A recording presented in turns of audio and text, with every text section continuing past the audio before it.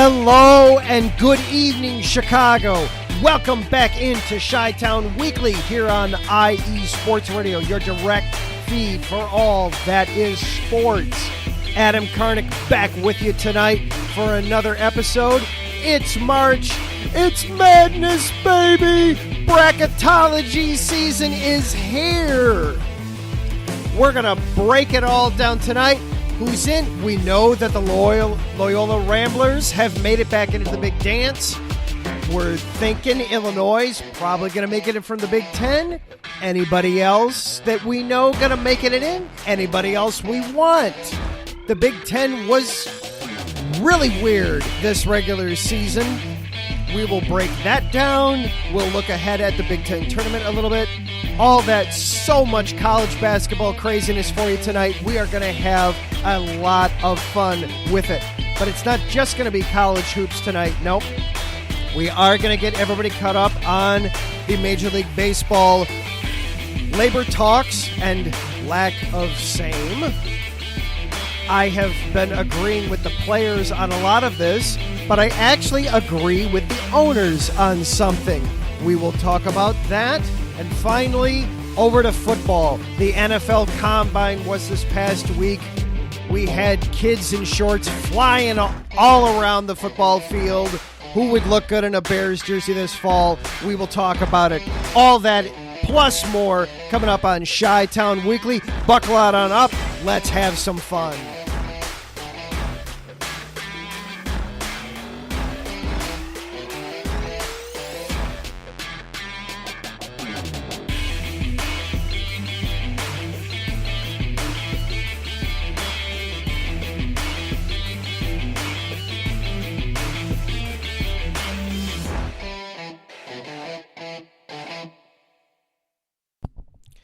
And once again, welcome on into Chi-Town Weekly here on IE Sports Radio, your direct feed for all that is sports. I am your host, Adam Karnick. Thank you so much for hanging out with us here on this Monday night, the first Monday in March. The calendar says March. We all know what that means.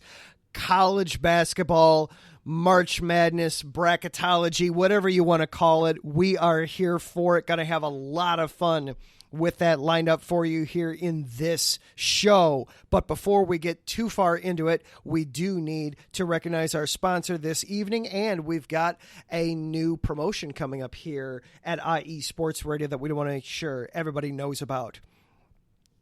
The Southern California Warriors semi-pro football team. The world of semi-pro sports is unlike any other sports organizations. Players pay to play in hopes of so many different outcomes, whether it's playing to get filmed to try out for professional teams, big-time colleges, or just playing to stay in shape. No matter what, all semi-pro players have one thing in common, and that's playing for the love of the game. The SoCal Warriors have been on a quest to earn titles and give players second chances since 2017. Whether you're in Southern California or anywhere in the world, give semi-pro sports a chance if you love your sport. You may get that second chance you've been waiting for as an athlete. Find them on Twitter at SoCal Warriors, Instagram at Southern California_Warriors, or Facebook at Southern California Warriors. IE Sports Radio is available for you on all the major social platforms. You can find us at IE Sports Radio, whether that's Twitter, Instagram, or Facebook. For the last 7.5 years, IE Sports Radio has been bringing you amazing content, ranging from interviewing legendary athletes to building tailor-made shows dedicated to all major sports cities around the country. All the while, we've continued to be by the fans, for the fans. And with your help, we are ready to take the next step.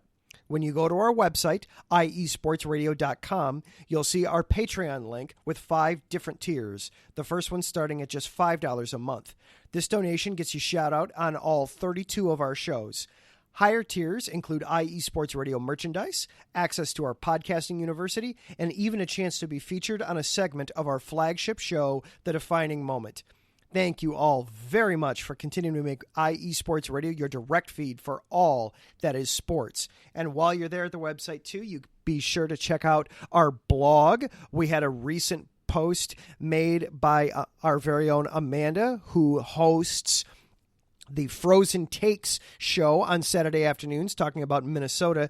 She did a a nice write-up previewing the NASCAR season. That is her second passion behind the Minnesota Vikings. So she did a nice preview there. So you can catch up on the blogs that we do, also learn about all the shows and the hosts. And also we have a little contest that is starting up. The 2022 NFL Draft is right around the corner. IE Sports Radio is excited to announce its third annual mock draft challenge. The rules are simple. Predict all 32 first-round picks. No trades, no modifications, no tricks. The participant who has the best mock draft will receive a shout-out on all of our shows and their choice of an IE Sports Radio hat or shirt. For more information or to submit your mock, reach out to Mike Pat. That's at Let's Wine _IESR on Twitter.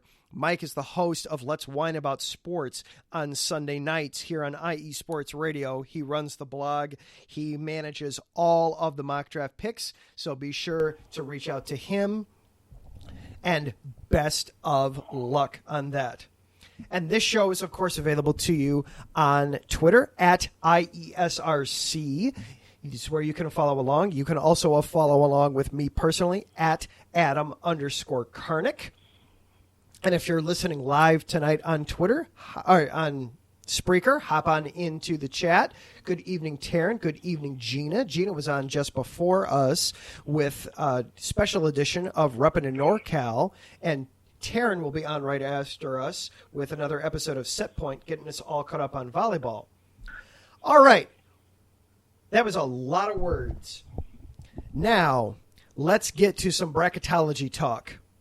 And to help us do that is one of my very good friends, Matt Garner. You can follow him on Twitter at MattG53. Matt puts together his own bracket each year for the NCAA tournament using some of his own homebrewed metrics and also then using the NCAA's net rating. He has come out with his latest version. Matt, welcome to the show. Who have you got? Thanks for having me, Adam. This is awesome. I have a lot, actually. This is very interesting. I like the fact that you've already mentioned that I use the net tool and then I use my own algorithms to put my teams together. What I do also is I tend to have my bubble teams. They're always the most chaotic spots in the 10 or 11 spots. So what I do is I try to make the teams based on what the committee seems to favor, regardless of their stats and, other data like that. So in other words, if you're a mid-major, you better win your conference tournament. That's going to be your best way to get into the field because the prospects of an at-large bid aren't going to be very conducive, especially when you're going up against some power school teams. What I do also is once I crunch all the numbers, I just rank them from 1 to 68, where the lower score, the better it is for the seed. And then I just make adjustments on the fly. So, as we've discussed off the air, I didn't want to have a same conference matchup in the round of 64, but I found that mistake, but it's already corrected. And then also geographic preferences are always in play for the top 4 seeds. Yeah, there's a lot that goes into making these brackets. If you want to visually follow along here, I tweeted this out right before the show at Adam_Karnick or at IESRC. We put out the link just to give everybody a little bit of a follow-up. So for Matt's bracket right now, his 1 seeds, he's got Gonzaga in the West, Kentucky in the East, Baylor in the Midwest, and Arizona in the South. Last 4 in would be TCU, Wyoming, SMU, and Notre Dame. First 4 out would be VCU, Dayton, UAB, Florida. And let's start with the Big Ten. Naturally, Northwestern's a shoo-in for this thing, right? Not this year, but maybe if you're talking 6 or 7 years ago, then yes, but no, definitely not this year. I had to. I know. We were talking off the air a few minutes ago. I am amazed that Northwestern does as well as they do, considering they're a school for education first and then basketball second. Yeah, at the same time, they had that that magical run. They made their first ever conference appearance into the national tournament, and you thought, hey, maybe this will become a thing, and they've gone right back to irrelevancy. The regression of that program has been remarkable. Yes, and unfortunately predictable, too. Mm-hmm. Absolutely. But one program that has turned it around and stabilized it, Illinois has found its way into the double bye in the Big Ten tournament, and they've got to be a lock at this point for the overall national tournament, right? There's no way Illinois could miss at this point. The only way that Illinois is going to miss this tournament is if they somehow are deemed ineligible in the next week and a half. It's a lock. They're going to be a number 4 seed in the national tournament. You can't win the Big Ten conference regular season and not make the tournament. It just goes hand in hand. Yeah, and they won a share of the Big Ten regular season thanks to Nebraska beating Wisconsin this weekend. Let's talk about the Big Ten for just a second as they're getting ready for their conference tournament later this week. This has got to be one of the most unusual Big Ten seasons on record at this point, right? I mean, it just feels like every couple of weeks, the team that was at the top is now 3rd or 4th best in the conference. Yeah, I don't know what has been more of a roller coaster this year is the temperatures or the standings in the Big Ten. I mean, all these teams literally and figuratively, as we've seen with Wisconsin and Michigan, beat each other up on a nightly basis. So I mean, just the fact that Illinois came out on top, means this league is going to be deep. And my concern with that is, since they've beaten each other up, there are going to be a lot of tired bodies and a lot of tired teams going into that tournament. Yeah, and they can, as we talked about earlier during the day today, they can get a point where they wind up playing a team or a school that has a little bit different of a style compared to the Big Ten, and they just no longer have the energy to keep up. Mm-hmm. And also in a national tournament like this, as you mentioned, different conferences have different ways that they are refereed, and referees are going to be calling a much tighter game throughout the course of the tournament, and that's going to be to their disadvantage, especially with the Big Ten, with the physicality that they show. So it's going to be interesting to see how this all plans out, for sure. Yeah, so right now you've got Illinois slotted as the number 4 seed in the Southern bracket, going up against South Dakota State. How much could Illinois move come Selection Sunday? Are they pretty much locked into a 4, or could they move up or down a couple of spots? If they lose their first game in the Big Ten tournament, I don't see them going below a 5. Honestly, I think they're going to be locked into a 4 regardless.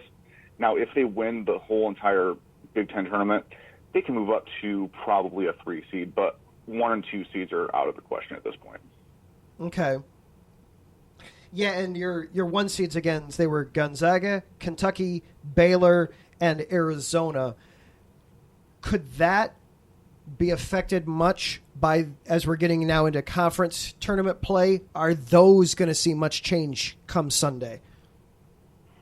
The only way that that's going to change, I'm honestly thinking that all the number 1 seeds are pretty much locked unless Gonzaga loses in their conference tournament. Gonzaga is in a league that is not as strong as some of the other power schools. They are literally a mid-major, but I just think they're overrated. So if they lose tonight or in the finals,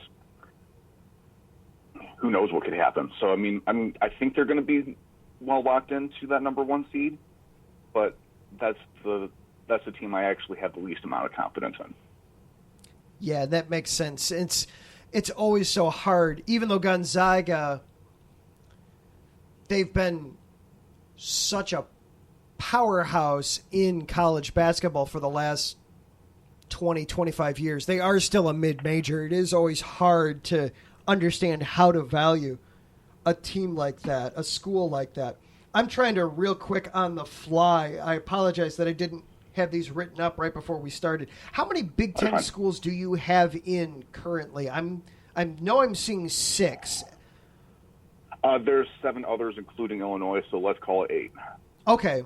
So you have 8 of the 12 or 13 or 14, however big the Big Ten is. 14 in the Big Ten. They need to rename these conferences. Why call it the Big Ten if it has 14 in it? That's tradition. Marketing. My brain can only handle so much of this. You do. You know what talks, you know what walks. Yeah, pretty much. You do have Michigan State and Michigan in there, making it in. Michigan even still as an 8 seed. Michigan State I saw over as a 10 seed.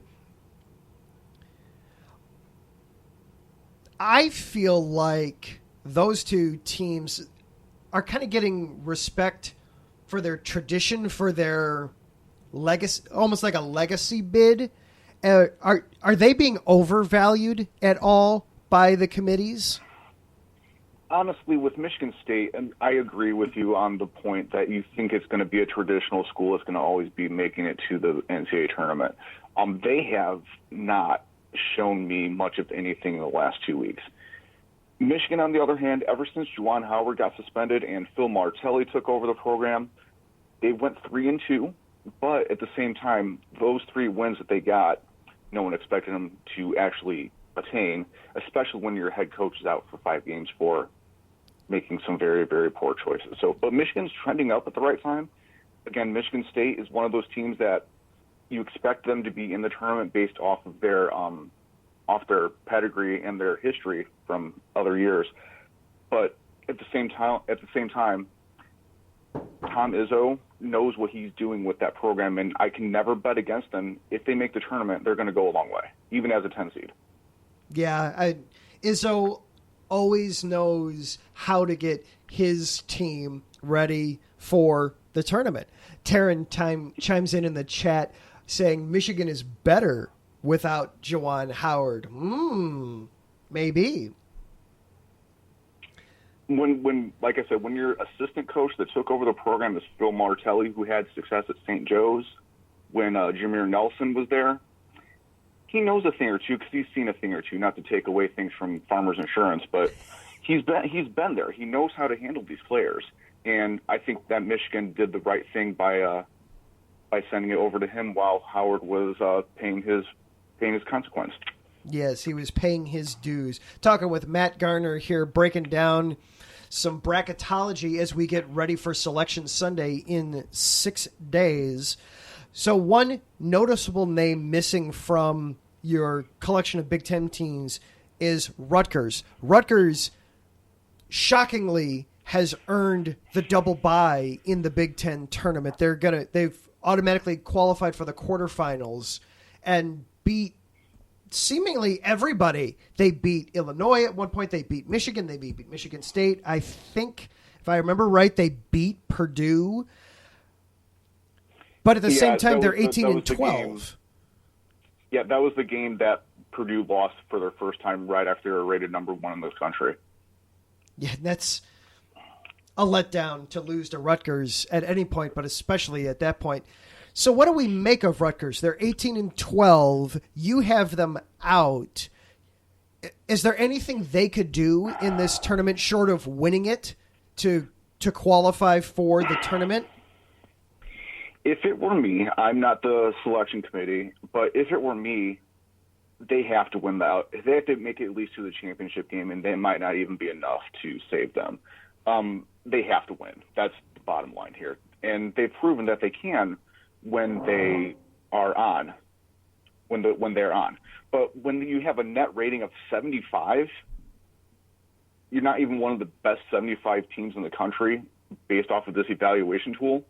And then you lose to DePaul, Northwestern, Penn State at home, and a mid-major Lafayette. they always start to make their runs too late in the season. I mean, every game counts. It doesn't matter when you lose to these different teams. If it's at the start of the season or the end of the season, it's the whole picture. It's not just what have you done in the last 2 weeks. But I think, like I said, they have to at least make it to the semifinals, if not the finals, if they want to have a shot. I haven't written off completely, but they're going to need some help. Yeah. I agree with you that it feels like they're going to have to win the Big Ten title. Because, you lost to DePaul. Nobody loses to DePaul. DePaul loses to DePaul anymore, you know. I would say Georgetown beat DePaul or lost to DePaul this year too. So I mean that's a whole nother kettle.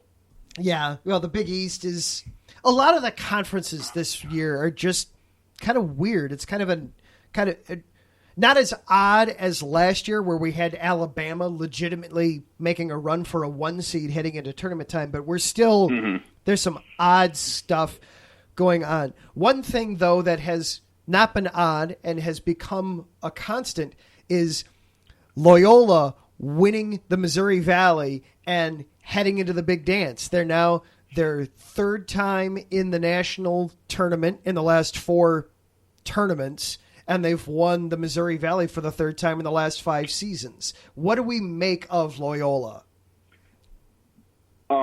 I don't know if you watched the game yesterday against Drake, but holy cow, was that a very championship quality game that was down the stretch. Drake's issue was the fact they played 3 games in 3 days and they don't have much of a bench, and they took it to Loyola. So I mean, Drake went to Loyola and won for the first time in the regular season since like 1999 or something like that. I don't know the actual date, but it's been a long time. But with Loyola itself, had they not won the championship yesterday, I would have had them on the bubble, and I don't know if I would have actually put them in or not, because high expectations that they had going into the season, and they've won some pretty incredible games, but they have also lost some games that were suspect, to say the least. But I'm telling you what, though, since they won that championship yesterday, a lot of bubble teams are going to be very ecstatic because that bubble just opened up by 1 spot. Yeah. I got to catch the tail end of it. Turned it on with about a minute and a half to go, and then my daughter was very gracious to delay watching Paw Patrol until the basketball game ended. She was very nice and let me do that. But we were talking about Loyola a little bit. They have that impressive record of 22 wins in the regular season, but outside of the Valley, their best win was San Francisco. And San Francisco is... Are they going to be a tournament team? Yeah, they're a bubble team. They're a bubble team. So how impressive is that resume, really? Fortunately, it's a moot point now because they won the Valley. Yes. I mean, however, Loyola, I've been checking like the polls and the net. Their net is roughly 25 or 26, which isn't terrible. They got some votes both in the AP poll and the USA Today poll this week. So, I mean, they're very enigmatic to me. I mean, they can run with the big guys, they can run with the big dogs, and other times they can't even catch up with the teams that they're supposed to beat by 20. So, again, just very enigmatic. Yeah. But one thing that I do want to give Loyola credit for is their players. Watching the game on Sunday, the commentators were talking about how Drew Valentine has turned this program around after Mosier left. And one of the things they said that the reason why Loyola was so good is because the players did not want to play for anybody else other than Drew Valentine. So to me, that speaks volumes about the quality of the program, not just with the basketball side of things, just quality of the program. And they made the right hire for that job. And I think without bringing somebody from the outside, if they would have brought somebody from the outside, they would have made the tournament this year because they would have had most of their players leave. Yeah, I actually was talking a little bit about this last night with the guys doing Fast Break last night, Dentarius and Davidson. They were talking about Krzyzewski and who's going to step into those shoes. Loyola got it right by Drew Valentine was Porter's right-hand man. They made sure that that Drew stayed put, took over. He's the youngest head coach in Division I, but obviously it paid off as they win the conference. They're clearly in. You have them as a 12 seed in the Midwest, which is an interesting spot because if I have my geography right, that means they would be playing up in Milwaukee for the first weekend, correct? That is how I understand it too. So that's kind of a home game. I mean, we all know, we're both Cubs fans. We know how Chicago will make that easy drive up I-94. 90 miles. Yep. Not that far. But then if they win, most likely they would be getting, in your bracket, they would be getting Wisconsin then in the second round. That would no longer be any kind of a home court advantage. No.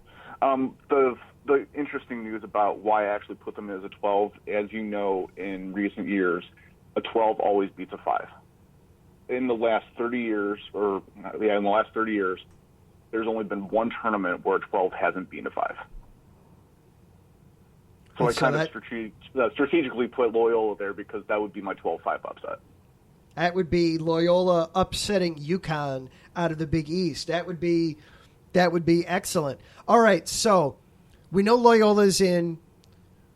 Realistically, there's no way Illinois can't be in. Are there any other Illinois, Chicago schools that stand any chance of getting into the dance? Out of the ones that are still eligible with their conference tournaments, they're going to have to win out. UIC, who is going to move to the Valley, actually were told by the Horizon League that they could not participate in postseason conference tournaments, but that ruling has since been lifted. I don't even know if they're still in the tournament or not. I haven't checked on that. That that ban got lifted. The Horizon walked that back. They decided to let them in. Yeah, because they had so much backlash from that. DePaul Northwestern, like we've touched on, the only way they're getting into any tournament is to win it. And then the less we say about Chicago State, unfortunately, the better. Chicago State is the whatever the line is, bet against Chicago State, and you'll make a lot of money. Yes, absolutely. All right, Matt. Well, this is fantastic. Thank you so much for hopping on and doing some bracketology prep work. And once Selection Sunday comes out, you're going to be back on next week to break down all the wrong decisions the committee made, right? I will make sure I use language that is appropriate for radio, TV, or what have you. I don't want you to get fined by the FCC. Yeah. Well, I'm not so worried about that as I'm worried about my daughter hearing the words and then repeating them, because that'll happen. There's also that, too. All right.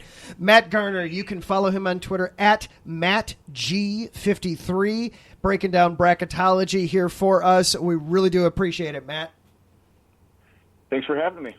All right. Catch you next week. All right.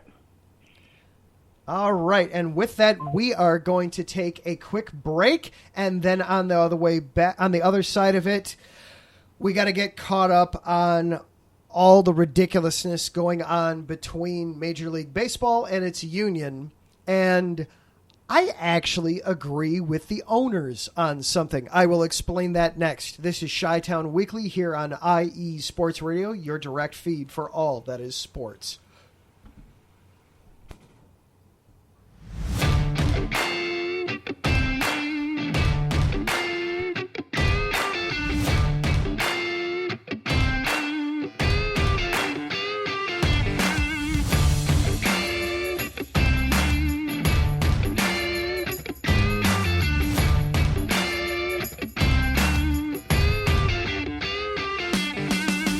What is up, ladies and gentlemen? This is your host, Beantown Brandon from Titletown Sports, right here on the greatest, and I mean the absolute greatest podcast team right here on IESR Sports Radio.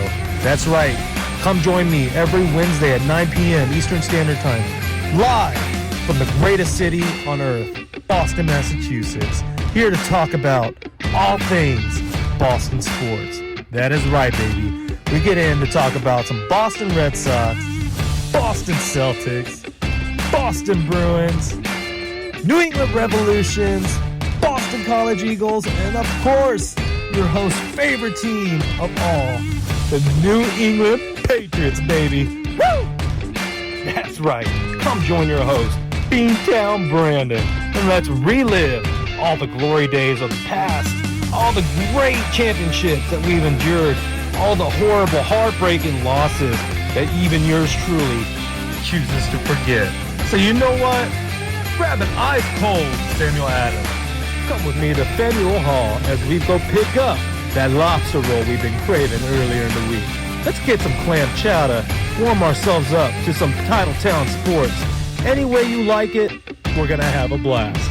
So you know what to do. Join your host, Beantown Brandon, every Wednesday at 9 p.m. Eastern Standard Time, coming at you from the home and the heartland of Boston, Massachusetts, to represent your New England and Boston sports. Weekly, right here on Titletown Sports, IE Sports Radio, your direct feed for all that is Boston sports. See you there.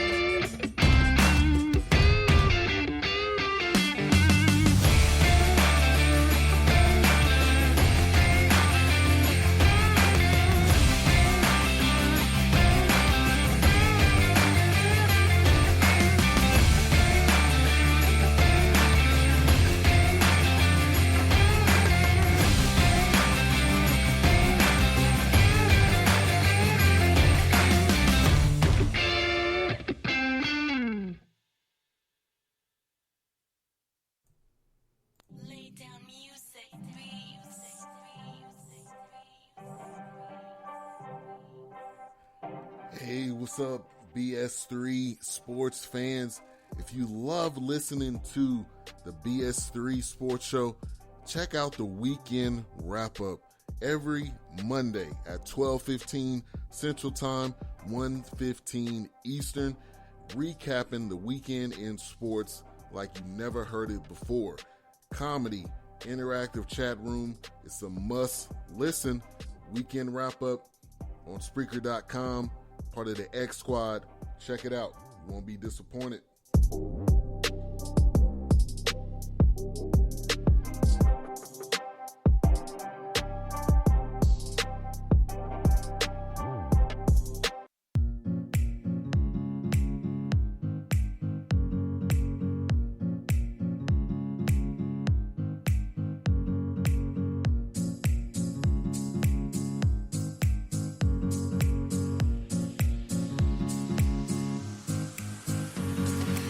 Hey there, sports fans.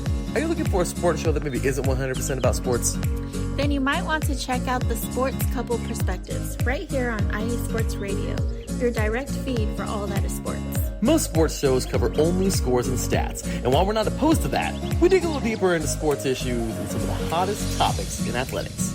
In addition to sports, we take a journey through my neck of the woods, pop culture, with movie reviews of both sports and non-sports films. Speaking of pop culture, make sure to participate in our game nights, where we quiz each other on our specialties, and you, the listeners, can win IE Sports Radio apparel.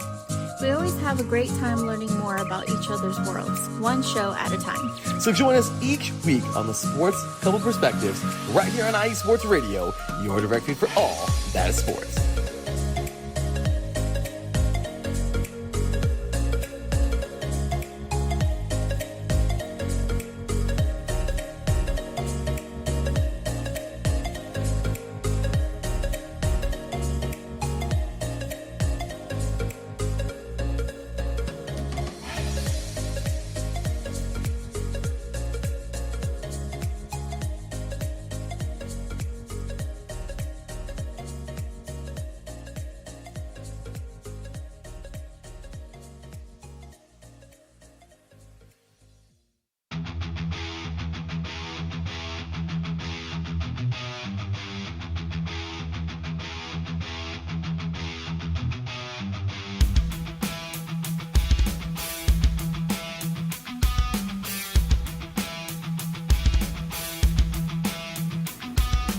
What is going on, everybody? This is Ben Metello, the host of the Yinza Report, right here on IE Sports Radio. I'm bringing you the latest in the Steel City, the City of Champions, from the Steelers, the Penguins, the Pirates, as well as the college game with both Penn State and Pitt. You could join me every Tuesday afternoon at 1 o'clock Eastern Standard Time, right here on IE Sports Radio, where I'll be talking about everything from the Steel City, the City of Champions, right here on IE Sports Radio, your direct feed for all that is sports.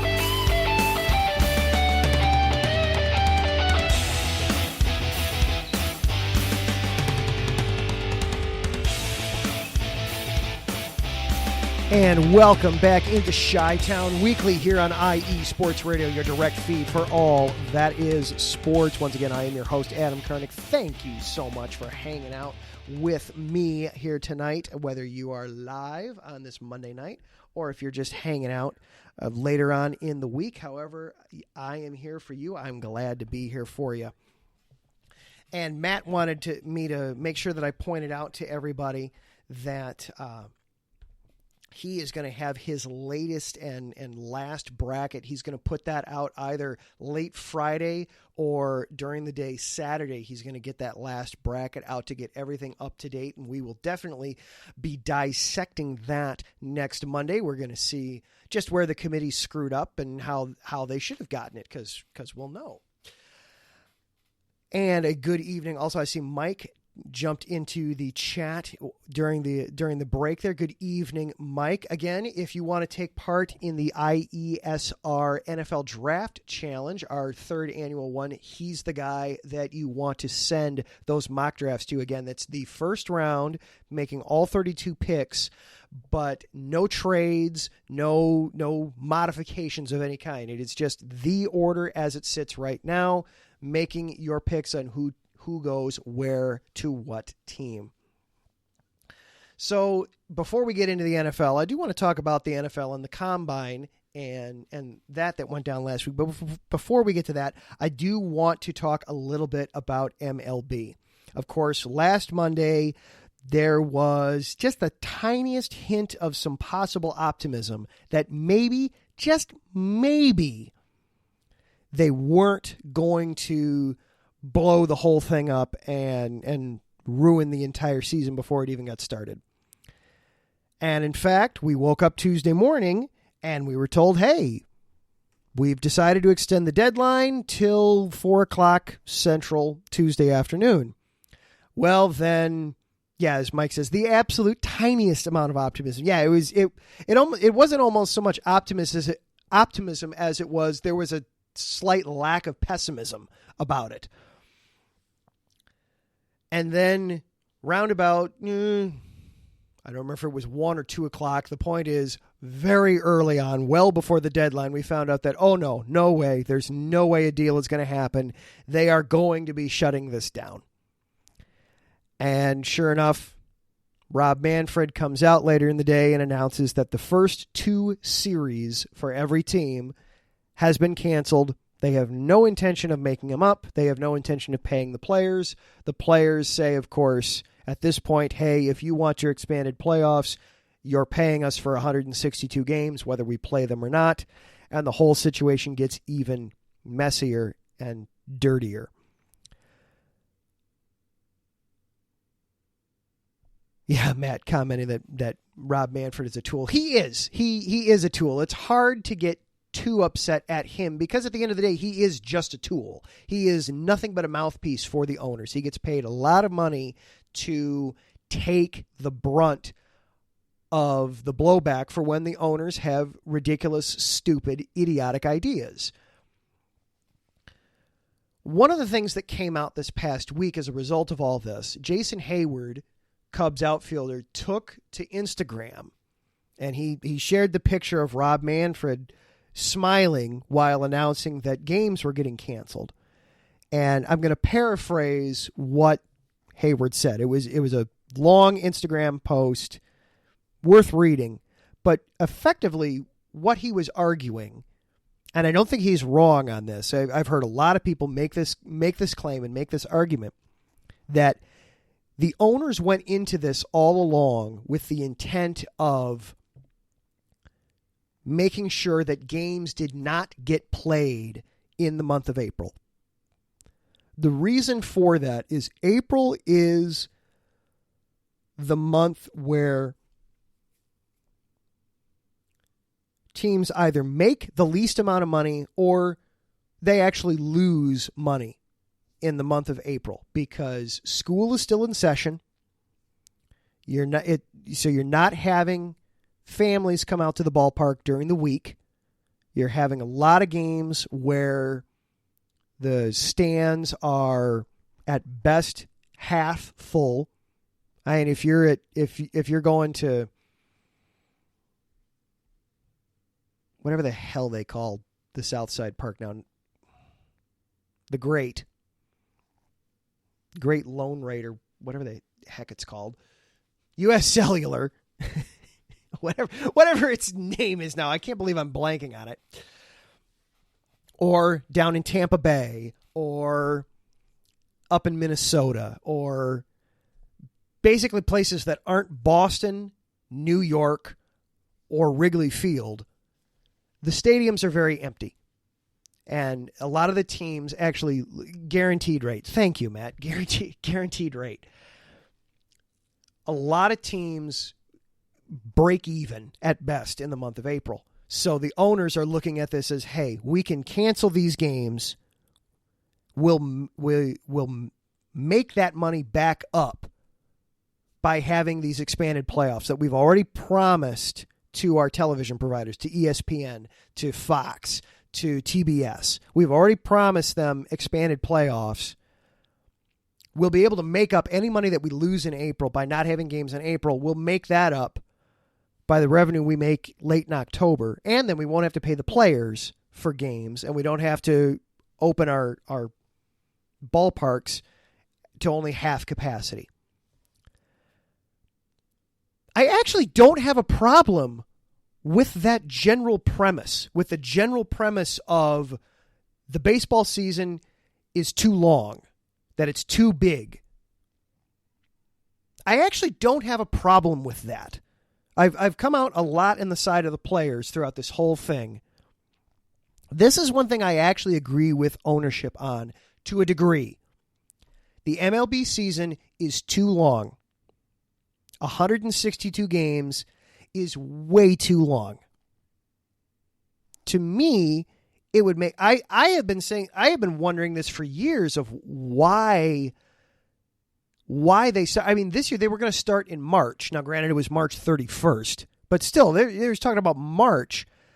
Baseball is the one game that is both played outdoors primarily and also susceptible to the weather.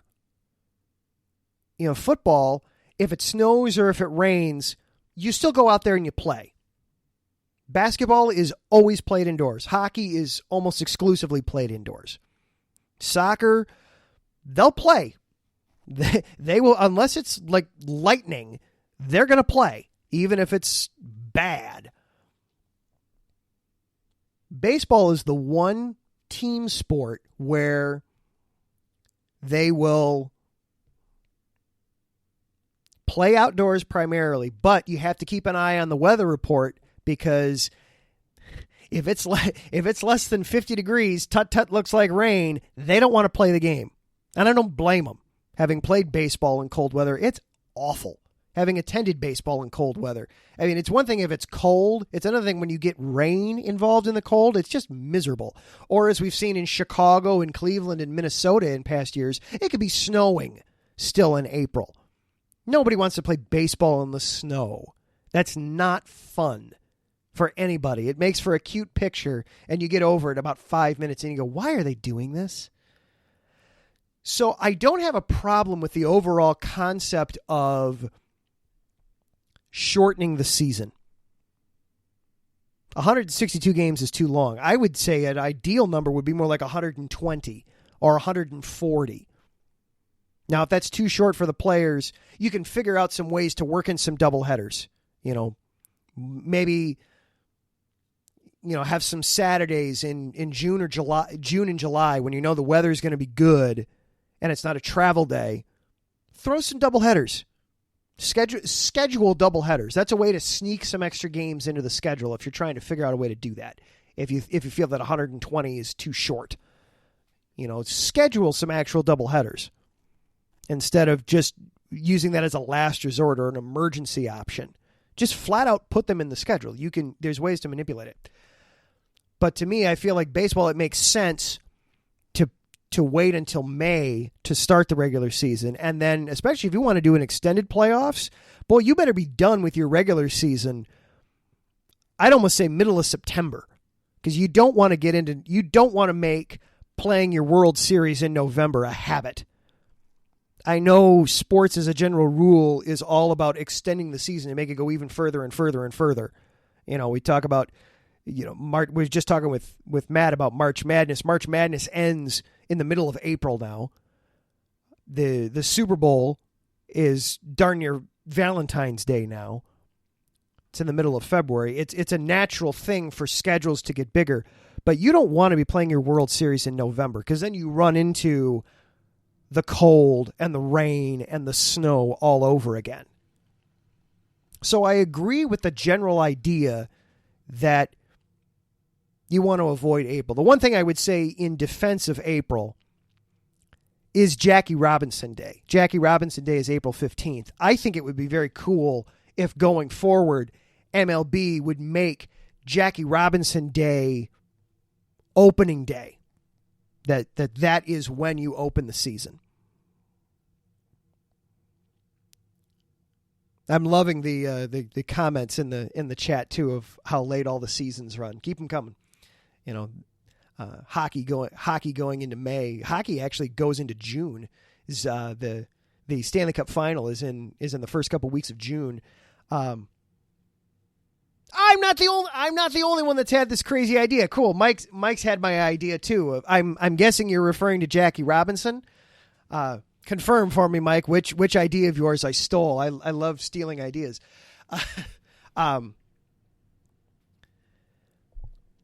But that would be the one thing I'd say for the one defense of April is Jackie Robinson Day, April 15th. I think that would be really cool to have that be opening day. That would be a lot of pomp and circumstance behind that. That gets you through a little bit of the rainy season, a little bit of the nasty at the beginning of April. Not that you can't have rain in late April, or in any other month for that matter, but we all understand the math and the science behind it, that the closer you get to summer, the less apt you are to get out of the rainy season a little bit. What I don't agree with, though, is the way the owners went about it. That they went about it with this idea and this conceit that we're going to force this upon the players, that they're not going to get the opportunity to voice their opinion on whether or not games should be played in April. That they hijacked the schedule in such a way. Owners, you may not like that your league, your product, your business has a union, but it's there. Things like this require bargaining, require both parties sitting down at the table and ironing them out. Had ownership been straight up with the players to begin, at the beginning of these talks, and said, look, here's where we're coming from. We look at the numbers. April is a rough month for baseball. Attendance is always bad. Television numbers are low because school is still in session, et cetera, et cetera, et cetera. What we would like to do, we as owners, what we would like to do is wait until May 1st, last week of April, first week of May 1st, to have that be our rough start target date for the season. We feel that will benefit the sport. Okay. Now then, also be prepared for the players to say, okay, fine, but we have fully guaranteed contracts. You're going to pay us what you owe us. That even though there aren't going to be as many games, you expect that the players are still going to want to be fully compensated. You know, they signed on the dotted line on that too, just like the owners did. But the point is then you can negotiate with each other. As Matt points out, you're negotiating then in good faith. You're being upfront about what your concerns are. And that's been the biggest obstacle for everything going on with MLB and its players union is neither side trusts the other, so they're hiding what it is they really want to get out of this because they don't trust the other side to do the right thing and work towards bettering the game. All right, that's enough about talking about the Major League Baseball situation. I don't know. They've talked one more time since they've shut everything down.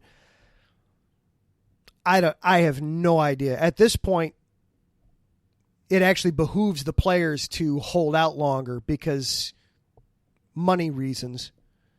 So I have no idea when we're going to see baseball. I'm sure at some point we will, but we've talked about it a lot the last couple weeks. I think we're going to let the subject go for the next couple of weeks. We're going to take a very quick break. I'm looking at the time. Taryn has graciously allowed me a few extra minutes tonight before he gets going with set points. So we're going to take a very quick break, and then I want to talk about the NFL Combine a little bit. Who looked good? What might the Bears be looking to do as we get into full-on off-season mode? All that and more. This is Chi-Town Weekly here on IE Sports Radio, your direct feed for all that is sports. Right back after a very quick break.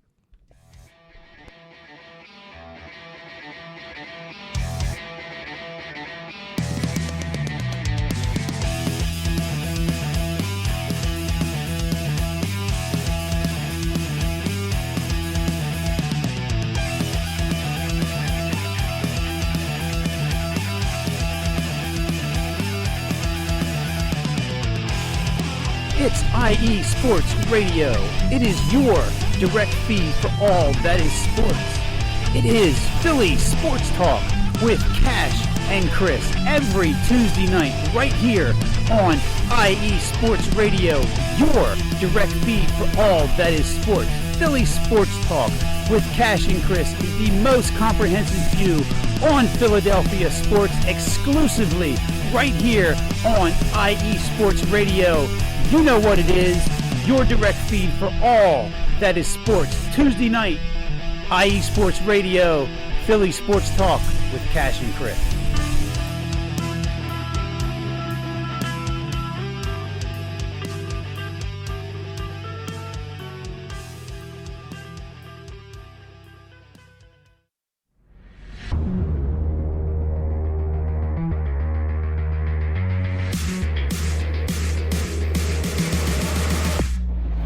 Are you a Minnesota sports fan? If you are, you should join me, AJ, on my Thursday night podcast called Frozen Takes with AJ on IU Sports Radio. I talk about all things Minnesota sports from the Vikings to Lynx basketball. Every week I talk about the good and the bad of sports in the land of the frozen lakes. Join me Thursday nights at 8 p.m. Central Standard Time for your Minnesota sports show on IU Sports Radio, your direct feed for all that is sports.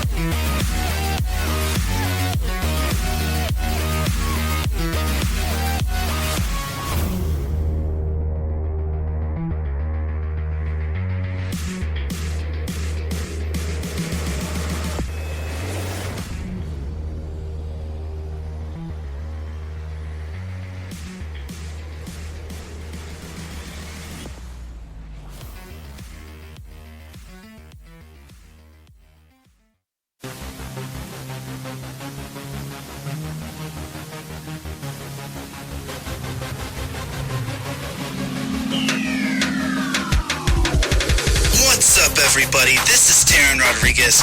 Are you a fan of volleyball? Are you a fan of Thunderous Spikes? Then I have the show for you, Set Point, where I cover NCAA men's and women's volleyball, high school boys and girls volleyball, beach volleyball, and even professional volleyball. Catch the action every week here on IE Sports Radio, your direct feed for all that is sports.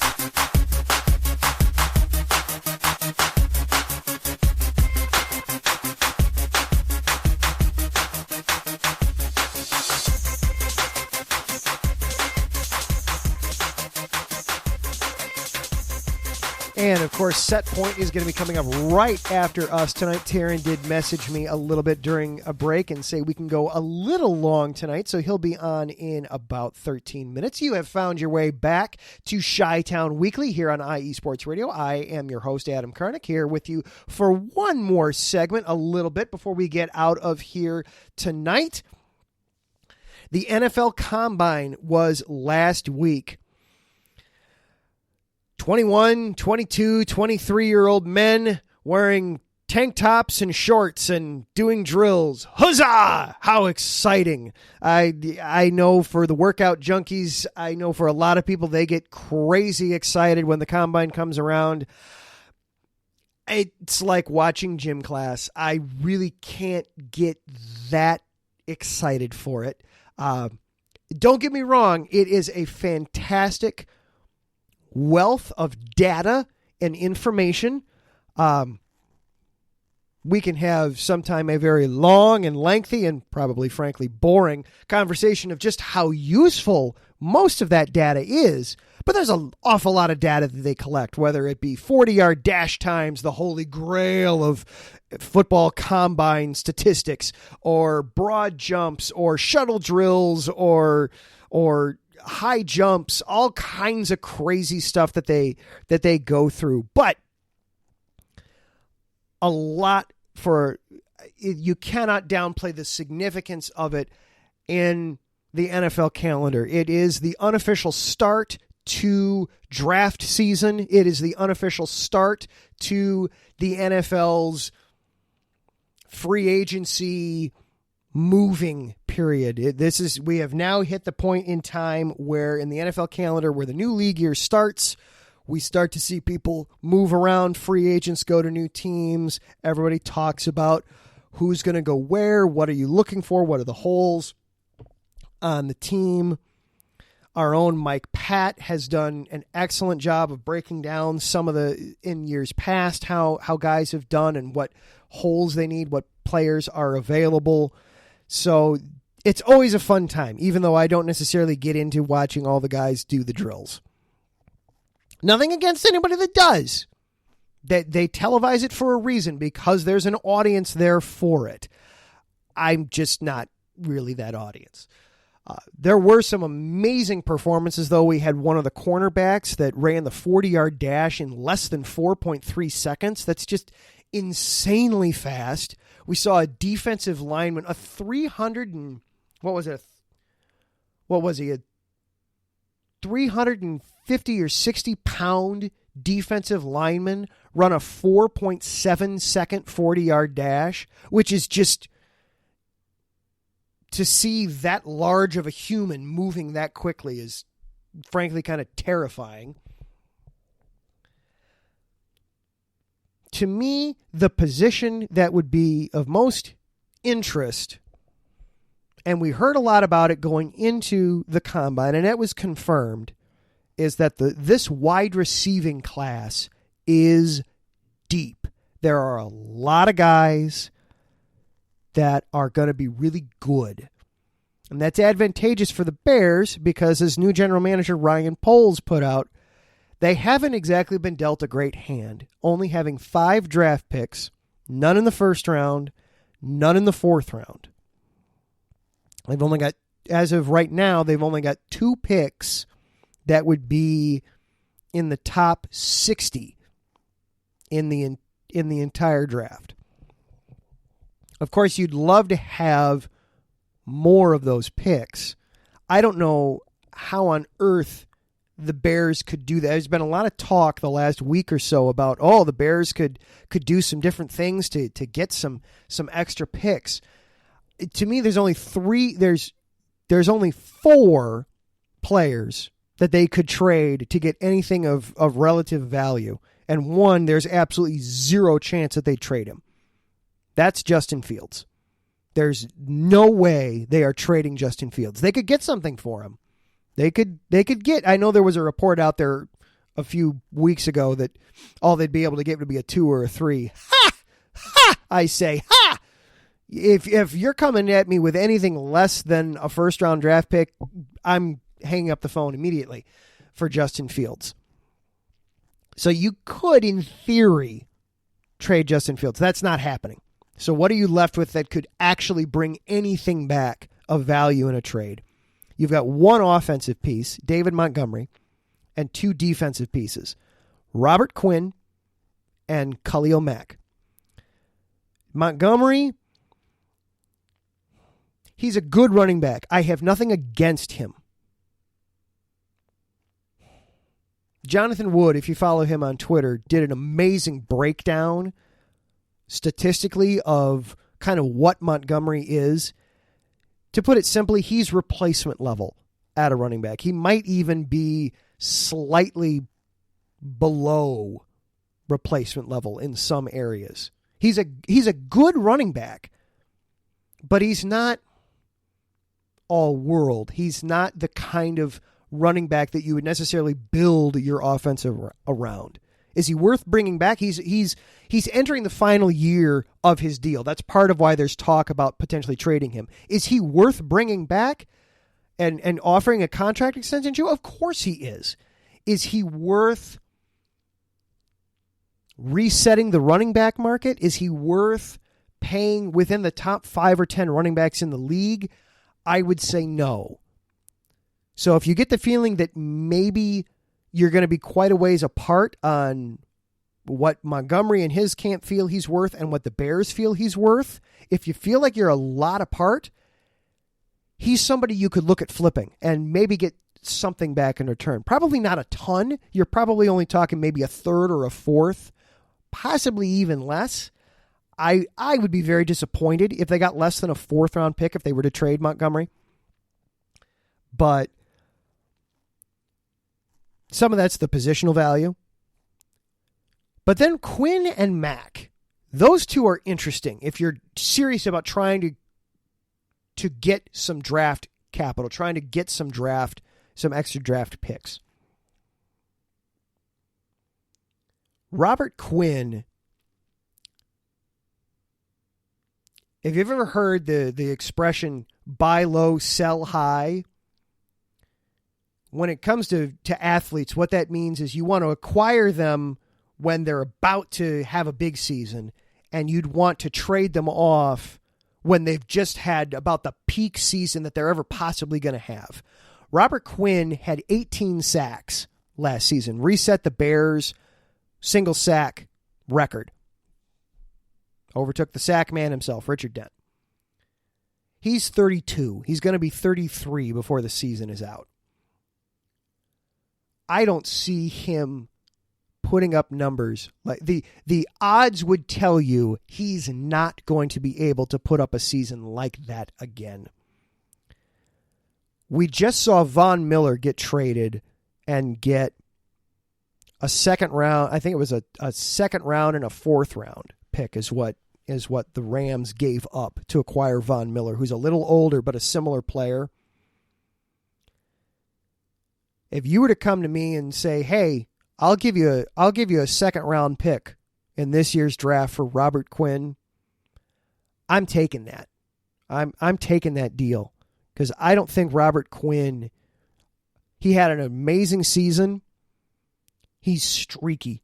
He's not consistent. I think you would be selling high on him and helping the team out.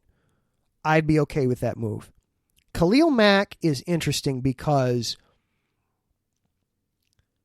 even though he's 30, and he's been injured the last couple years, he still is somebody that offensive have to account for every time they're out there on the field. You've got to know where 52 is.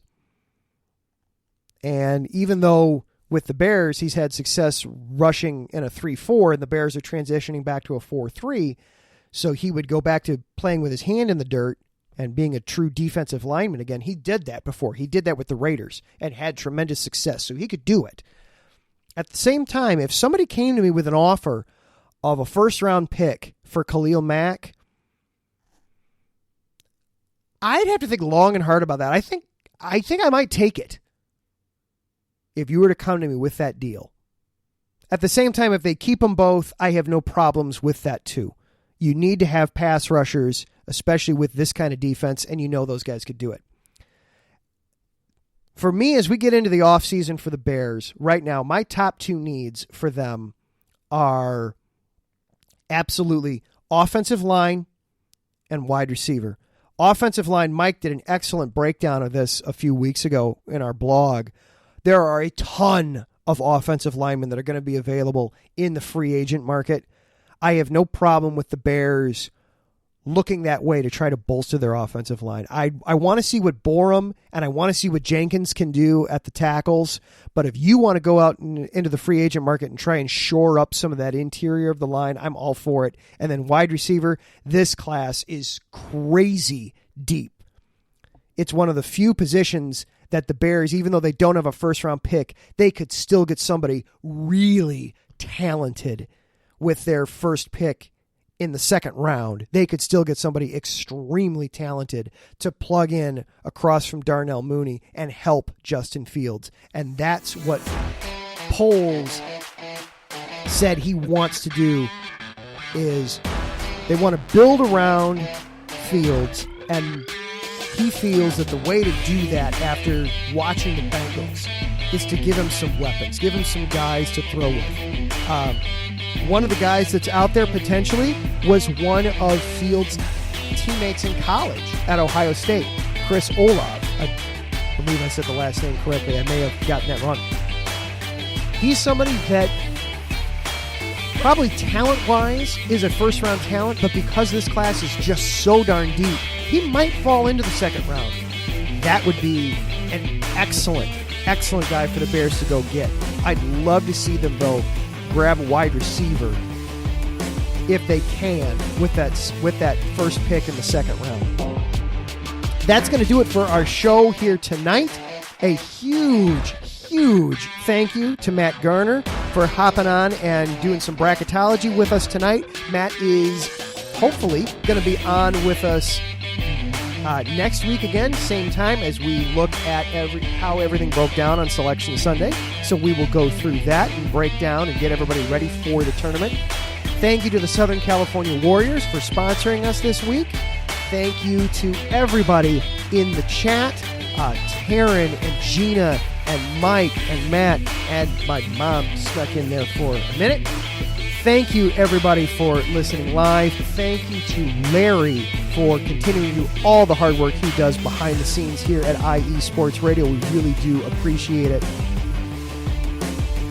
Be sure to stick around. Taryn is coming up right after us with another episode of Set Point, getting you caught up on everything happening in the world of volleyball. The Bulls are doing Bulls things. Hopefully they are going to actually win a game this week. We will keep you up to date on that. They are out in Philadelphia right now. I haven't looked at the score recently, but I'm sure it's not good.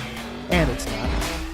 But we will talk more Bulls next week as well. Until then, I am Adam Karnick for IE Sports Radio. Have a good week. We'll see you next time.